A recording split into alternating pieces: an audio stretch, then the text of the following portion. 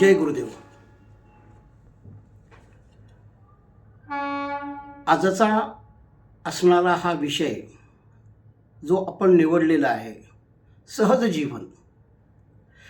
या सहज जीवनामध्ये आजचा विषय प्रामुख्याने जो आहे तो जीव आणि ईश्वर या संबंधी आपण माहिती पाहणार आहोत. आजची ही सेवा माझे सद्गुरू श्री दत्तात्रय कवीश्वर महाराजांना स्मरण करून मी या ठिकाणी विषयाला सुरुवात करत आहे. आज सर्वप्रथम जो मानवाला प्रश्न पडलेला आहे, माणूस त्रासला गेलेला आहे आणि त्याला सुख आणि समाधान हा विषय तितकासा दिसत नाही आहे, याच्याबद्दलचा उकल हा आपल्या धर्मग्रंथांच्या मधून असणारे विविध सद्गुरूंच्या माध्यमातून हा विषय चारही युगामध्ये घेतला गेलेला आहे. कारण हा विषय भगवंताला देखील अत्यंत प्रिय, माझ्या जीवाचं सदैव तो सुखी व समाधानी राहावा यासाठी विविध लोकांनी प्रयत्न केलेले आहेत. ऋषीमुनींनी सुद्धा देखील प्रयत्न केलेले आहेत. आणि त्याचप्रमाणे वर्तमान काळामध्ये भौतिकशास्त्राच्या हिशोबाने शास्त्रज्ञांनी देखील जीव सुखी व्हावा, समाधानी व्हावा या प्रकारचा अभ्यास करता आहेत आणि चालूही आहे. परंतु शाश्वत असणारं आणि सत्य असणारं जर समजा ज्ञान कुठे असेल तर ते केवळ वैदिक सनातन धर्माच्या असणाऱ्या अध्ययनामधूनच आपल्याला पाहायला मिळते. आता आपण ह्या ठिकाणी एक छोटंसं उदाहरण पाहूयात. हे बघा, जसं एखादा मासा जो असतो ना, हा सागरामध्ये असतो आणि ज्यावेळेस त्या सागरामधून त्या माशास बाहेर काढलं जातं त्यावेळेस त्याचा जीव तडफडायला लागतो. तसाच काहीसा प्रकार हा आपण अनुभवतो आहे.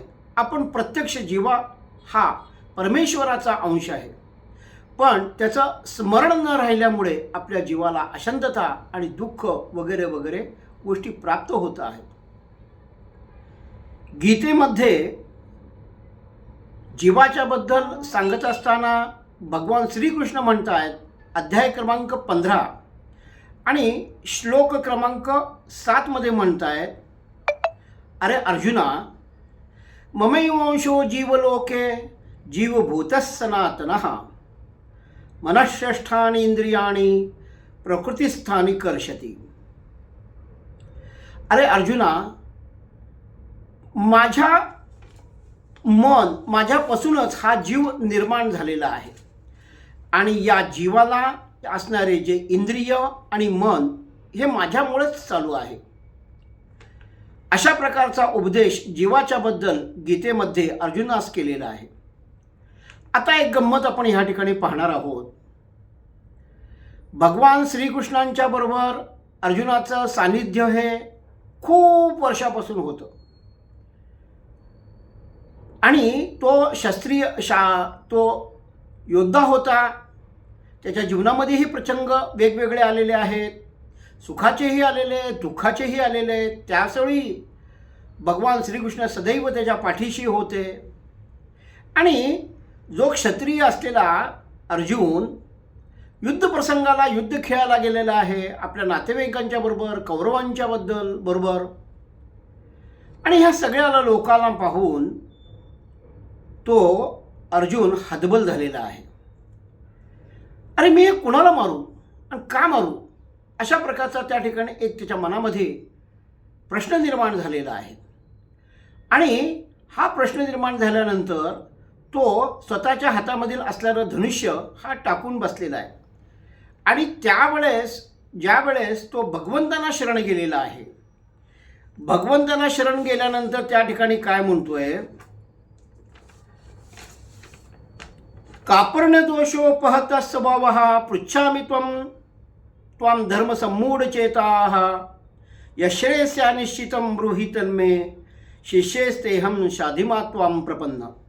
अरे भगवंता, मी घाबरलेलो आहे, मला काय चांगलं आणि काय वाईट आहे हे मला समजत नाही आहे. हा युद्धाचा प्रसंग आहे. या ठिकाणी मी हतबल झालेलो आहे. माझं मन खचलेलं आहे. मी तुम्हाला शरण आलेलो आहे आणि तुम्ही मला याबद्दलचं मार्गदर्शन करा. म्हणजे या ठिकाणी एक गोष्ट लक्षात येते आहे, जे भगवंत अर्जुनांच्या बरोबर सानिध्यामध्ये पूर्वी सदैव होते, अशा असणाऱ्या अर्जुनासुद्धा आपल्याबद्दलचा असणारा प्रश्न पडला. तो देखील दुःखी झाला आणि सगळ्या गोष्टी या ठिकाणी आपल्याला ज्ञातच आहेत. परंतु ज्यावेळेस तो शरण गेलेला आहे, शरण गेल्यानंतर,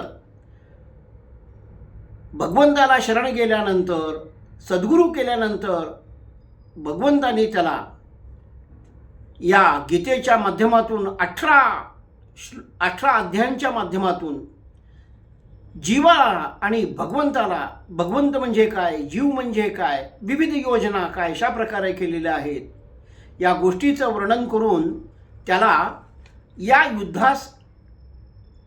युद्ध खेळण्यास प्रवृत्त केलेलं आहे आणि तो युद्ध खेळास प्रवृत्त झालेला आहे. या विषयी आपण गीतेच्या माध्यमातून जीवाची कशी उत्पत्ती झालेली आहे, काय झालेलं आहे याबद्दल सविस्तर आपण माहिती हळूहळू पाहणारच आहोत.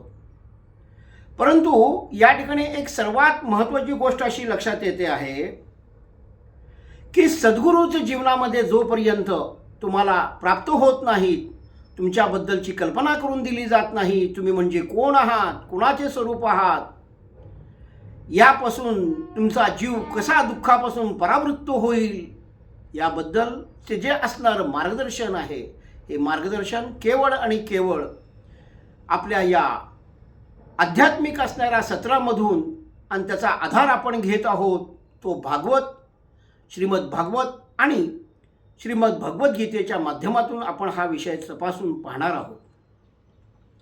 एवढं सगळं ज्ञान दिल्यानंतर जो अर्जुन युद्धखेळास तयार झालेला नाही, तो अर्जुन काय म्हणतोय 18व्या श्लोकामध्ये, श्लोक क्रमांक 73, अध्याय क्रमांक 18. भगवंत त्याला विचारतायत, काय रे बाबा, तुझा मोह नष्ट झाला का, आता तरी तू तयार होशील का?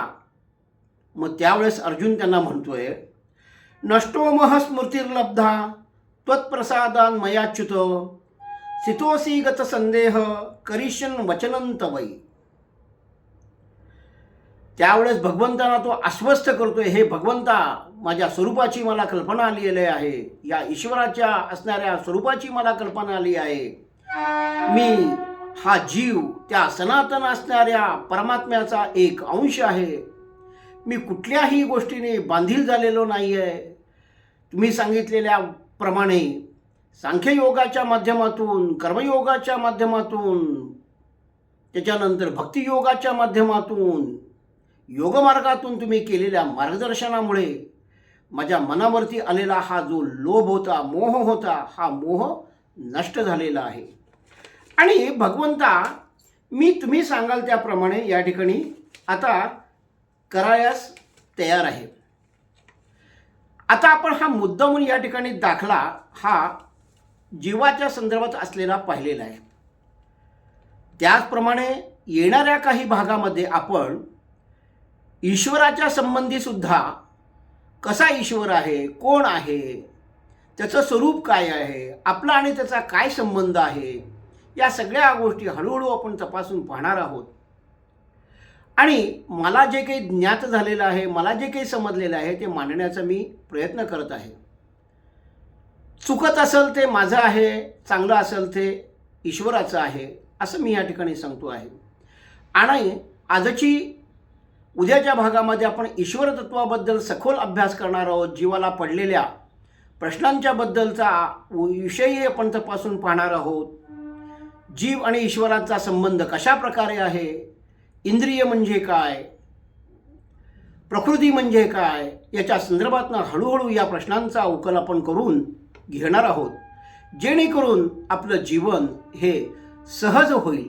जो आपण विषय निवडलेला आहे, सहज जीवन, या गोष्टींचा आपल्याला ज्ञात असल्याशिवाय, आपल्याबद्दल, आपल्या पूर्ण असणाऱ्या प्रकृतीबद्दल जीवाबद्दल माहिती जोपर्यंत मिळत नाही तोपर्यंत आपल्याला असणारा हा जो मनामध्ये असणारी भीती ही नाहीशी होणारी आहे.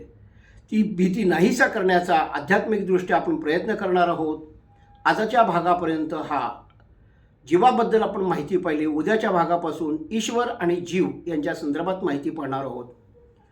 आजचा हा असणारा विषय वाङ्मयीन सेवा ही मी माझे असणारे सद्गुरू परमपूजनीय श्री दत्तात्रय कवीश्वर महाराज यांच्या चरणी अर्पण करत आहे.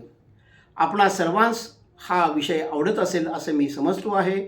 साध्या सरळ भाषेमध्ये समजावून सांगण्याचा माझा प्रयत्न आहे, जेणेकरून हे ज्ञान सर्वांना होणे गरजेचे आहे असे मला वाटते. धन्यवाद. आपला अभिप्राय अवश्य कळवावा. धन्यवाद.